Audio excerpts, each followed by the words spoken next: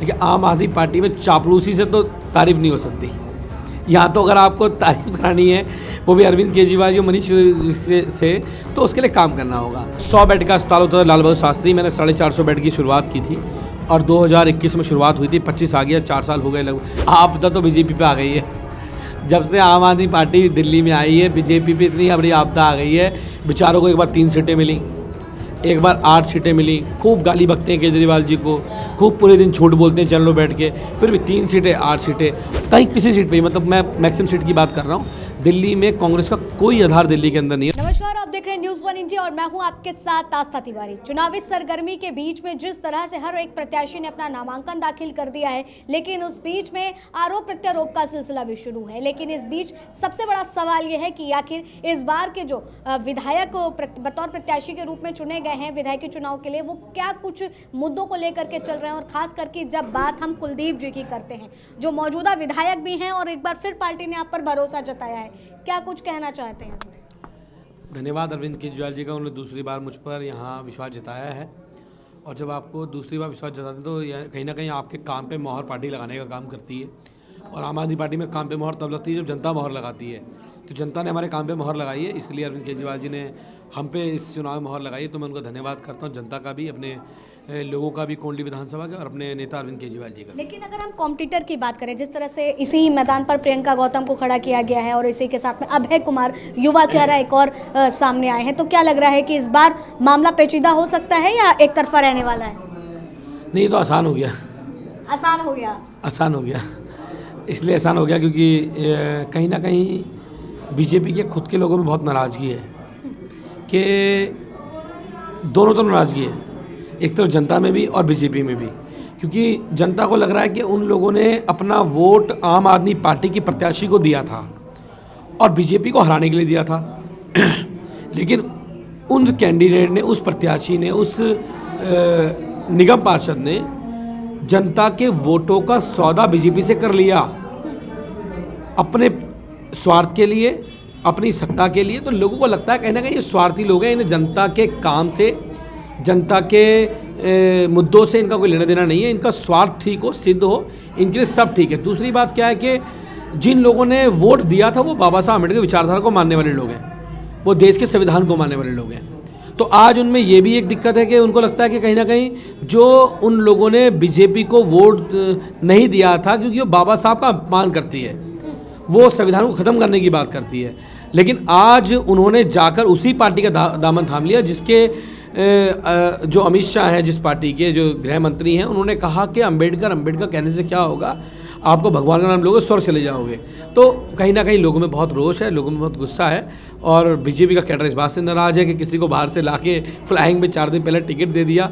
मुझे तो विचारों पे तरस भी आता है उन लोगों पे, उनसे मेरी बहुत सारी सिंपैथी भी है कि जो लोग संघर्ष कर रहे थे ज़मीन पे, यहाँ बेचारे बहुत साल से मेरे खिलाफ संघर्ष कर रहे थे, उनको टिकट ना देकर भारतीय जनता पार्टी ने ऐसे व्यक्ति को टिकट दिया जो खुद 4 दिन पहले एक पार्टी को धोखा दे के आया है। अक्सर ऐसा देखा जाता है कुलदीप जी, अरविंद केजरीवाल आपकी तारीफ करते ही रहते हैं। आपके नामांकन के दौरान भी मनीष सिसोदिया भी आपके साथ में रहे। इस तारीफ की वजह क्या है कि क्या आप पार्टी से ज़्यादा घुले मिले हैं या आपका काम बोल रहा है?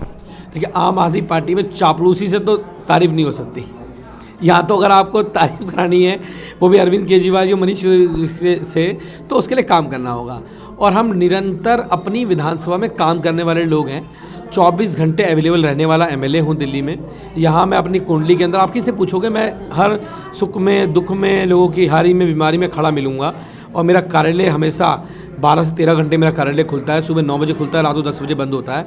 और वहाँ कोई भी अपना किसी काम को लेकर आता है, उसका पूरे सम्मान के साथ हम उसका काम करने का काम करते हैं। और यही इसी को जाना। क्या लगता है कि ऐसे कौन से काम हैं जो अभी अधूरे रह गए हैं और अगर आप दोबारा जीत करके आते हैं तो उनको पूरा कराना है? कोंडली विधानसभा के लोगों को भरपूर पानी देना, जो मैंने एक शुरू किया था काम 2022 में शुरू किया था, कि जो हमारा प्लांट है भागीरथी का, वहाँ से कोंडली विधानसभा के लिए एक सेपरेट लाइन लेके आने का।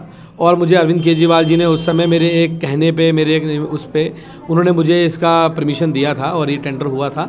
और उसके बाद सीधी लाइन भागीरथी से मेरे यहाँ के लिए आई थी और अभी मैंने पिछले नोटिफिकेशन लगने से एक हफ्ते पहले उसका उद्घाटन किया था कि वो लाइन वहाँ से चलती चलती लगभग 22 किलोमीटर की लाइन है जो हमारे कोंडली विधानसभा तक पहुँच चुकी है, कल्याणपुरी तक। अभी आने वाले 1 से 1.5-2 महीने में वो यूजीआर में जुड़ जाएगी। तो आने वाली गर्मियों में कोंडली विधानसभा के लोगों को जहाँ 1 घंटा पानी मिलता है 3 घंटे मिलेगा, जहाँ 3 घंटे मिलता है वहाँ 6 घंटे 8 घंटे मिलेगा, और जहाँ ज़्यादा मिलता है और ज़्यादा मिलेगा। तो पानी की मात्रा में 2.5 गुना की वृद्धि करने का काम है। ये एक बड़ा काम जो कोंडली विधानसभा के लिए होने जा रहा है। आपसे ये भी जानना चाहेंगे कि अच्छा पहले बता दीजिए। दूसरा, 100 बेड का अस्पताल होता है लाल बहादुर शास्त्री, मैंने 450 बेड की शुरुआत की थी और 2021 में शुरुआत हुई थी, 25 आ गया, 4 साल हो गए लगभग, 2021-22 फिर कोविड आ गया था, काम बंद हो गया था। अब उसका काम 2 साल से चल रहा है और लगभग पूरी बिल्डिंग तैयार हो चुकी है। अब उसको फंक्शनल करवाना, 450 बेड के हॉस्पिटल को, 466 बेड का हॉस्पिटल है वो, उसको फंक्शनल करवाना, सारी उसमें मशीनें लगवाना, उसको चालू कराना एक बड़ा काम है जो आने वाले 1 साल के अंदर मुझे करना है। कोंडली के लोगों को सुपुर्द करने का काम करना है। तीसरा बड़ा काम जो कोंडली का पुल है वो या तो 50-60 साल पहले बना था या मैंने बनाने का काम किया है, और 95-98% बन चुका है, 1-2% काम रह रहा है। वो भी हमारा वो है कि हम अगस्त तक उसको चालू कर देंगे, आने वाले जून जुलाई अगस्त तक। तो उसको पूरा करना है। तो 3 तो ये अधूरे काम है जिनको पूरा करना है। चौथा, दिल्ली मेट्रो की कनेक्टिविटी मेरे फेज़ 3 तक कोंडली तक लेके आना है और उस पर मैं काम कर रहा हूँ। और मेरा टारगेट है कि 2027-28 तक उस मेट्रो को यहाँ तक लेके आऊँ। जिस तरह से आप विकास का विजन लेकर के चल रहे हैं, कोंडली विधानसभा की अगर बात करूं, इसके इर्द गिर्द तमाम जितने भी क्षेत्र आते हैं, लेकिन इस बीच में जो आपके विजन है, जो आपकी पार्टी के विजन है, उस बीच में भाजपा की तरफ से ये आरोप लगाया जाता है कि जब से सत्ता में आम आदमी पार्टी आई है तब से आपदा ही आपदा दिल्ली वासियों के लिए आई है। आपदा तो बीजेपी पे आ गई है। जब से आम आदमी पार्टी दिल्ली में आई है, बीजेपी पे इतनी बड़ी आपदा आ गई है। बेचारों को एक बार 3 सीटें मिली, एक बार 8 सीटें मिली, खूब गाली बकते हैं केजरीवाल जी को, खूब पूरे दिन झूठ बोलते हैं चल लो बैठ के, फिर भी 3 सीटें 8 सीटें। और अब तो ऐसी आपदा आ गई बीजेपी के पास कि बिना दूल्हे की बारात लेके चल रहे हैं बीजेपी वाले, कोई चेहरा भी उनके पास नहीं है। और आजकल बोलते हैं केजरीवाल तो मुख्यमंत्री बन ही नहीं सकते हैं, केजरीवाल कैसे मुख्यमंत्री बन जाएंगे, उनको झूठ बोलते हैं, उन्होंने तो कोर्ट ने मना किया हुआ है। झूठ बोलते जनता के बीच में। और दूसरा मुद्दा ये है कि उन्होंने ये तो मान लिया इस मुद्दे से कि वो मान रहे हैं कि अरविंद केजरीवाल मुख्यमंत्री बनने जा रहे हैं दिल्ली के, ये तो बात वो सहमत है इस बात से। तो आपदा तो उनके पास आई हुई है, ना उनके पास कोई चेहरा है, ना विजन है, ना दिल्ली की जनता के लिए वो कुछ चाहते हैं। उनका प्रश्न ये भी उठ रहा है कि अभी इन 10 सालों में आम आदमी पार्टी को सनातन की याद नहीं आई, लेकिन जब चुनाव आए तो हिंदू सॉफ्ट की राजनीति खेल दी और अब बात कर रहे हैं कि महीने में 18,000 रुपये पुजारियों के खातों में आएगा। नहीं, अरविंद केजरीवाल जी तो हनुमान जी के भक्त हैं। आम आदमी पार्टी बनने से पहले से वो लगातार हनुमान जी के मंदिर जाते हैं, माथा टेकते हैं और हनुमान जी के भक्त हैं, भगवान को मानने वाले हैं। आम आदमी पार्टी सब भगवान को मानने वाले लोग हैं, कौन ऐसा नहीं है। दूसरी बात आपने कही पुजारियों ग्रंथियों की, हर काम को करने में समय लगता है, ठीक है। तो अब बीजेपी वाले कह रहे हैं जी आपने पहले क्यों नहीं किया, आज क्यों कर दिया। मैं उनसे पूछ रहा था, हमने तो आज कर दिया। आपकी देश के 20 राज्यों सरकार है, आप एक राज्य में करके दिखा दो ना। आपकी केंद्र में सरकार है, केजरीवाल ने तो कर दिया दिल्ली के अंदर हर पुजारी ग्रंथी को 18 महीने के मिलने काम होंगे। आप तो सनातन की बहुत बड़ी बात करते हो, आप कर दो ना, क्यों नहीं करते हो आप लोग। वो अरविंद केजरीवाल ही कर सकते हैं और वो करके दिखा रहे हैं कि आज हमारे पुजारियों ग्रंथियों को भी 18 महीने का काम सरकार देने का काम। आखिरी सवाल लूंगी आपसे। लोकसभा चुनाव में देखा गया था आम आदमी पार्टी और कांग्रेस का गठबंधन था, लेकिन अभी मौजूदा हालात ऐसे दिख रहे हैं कि कांग्रेस खिसियानी बिल्ली खंबा नोचों की तरह आम आदमी पार्टी पर आरोपित होती जा रही है, लेकिन आम आदमी पार्टी की तरफ से कांग्रेस पर कोई भी आरोप नहीं लगाया जा रहा। क्या उसे कॉम्पिटिटर नहीं समझ रही या जो है एक बैकफुट में रह करके खेल खेलना चाह रही है? नहीं, देखिए दिल्ली में कांग्रेस का कोई आधार नहीं है कहीं किसी सीट पे, मतलब मैं मैक्सिमम सीट की बात कर रहा हूँ। दिल्ली में कांग्रेस का कोई आधार दिल्ली के अंदर नहीं है। और मैं आज अपने चैनल पे कह रहा हूँ कि भारतीय जनता वो कांग्रेस दिल्ली की कम से कम 70-80% सीटों पर जमानत अपनी कम से कम जब्त कराने का काम करेगी। बचाना तो छोड़ दो, बचेगी तो है ही नहीं, जब्त कराने का काम करेगी। और उसके बाद किसी भी सीट पर कांग्रेस ऐसी नहीं है जहाँ उसकी कोई उपस्थिति हो। आज तो वो सीधा उनका अलायंस हो चुका है, बैकडोर का अलायंस है बीजेपी के साथ, दोनों मिलके खेल रहे हैं पीछे से और चोर मोशेरे भाई मिलके आज बचने की कोशिश कर रहे हैं। लेकिन वो अरविंद केजरीवाल को बदनाम करना चाहते हैं, लेकिन उनको बदनाम नहीं कर पाएंगे। उनके साथ दिल्ली की मेरी माता बहनों का आशीर्वाद है जिनको अरविंद केजरीवाल जी 2100 रुपये महीने देने की बात करते हैं। और आज तो मैंने सुना है कि बीजेपी वाले बड़े ढिंडोरे पिट रहे हैं कि हम 2500 रुपये देंगे। आज उनको बड़े दिनों बाद याद आई ये बात, उनको पहले याद नहीं आई ये बातें, अब उनको सारी बातें याद आ रही हैं। लेकिन दिल्ली के पास अगर असली केजरीवाल है तो वो नकली नकलचियों पे विश्वास नहीं करेंगे। उनको पता है कि अरविंद केजरीवाल जो कहते हैं वो करने का काम करते हैं। ये वही भाजपा के लोग हैं जिन्होंने इनकी बिजली सब्सिडी का विरोध किया, जिन्होंने महिलाओं की बस की यात्रा का विरोध करने का काम किया।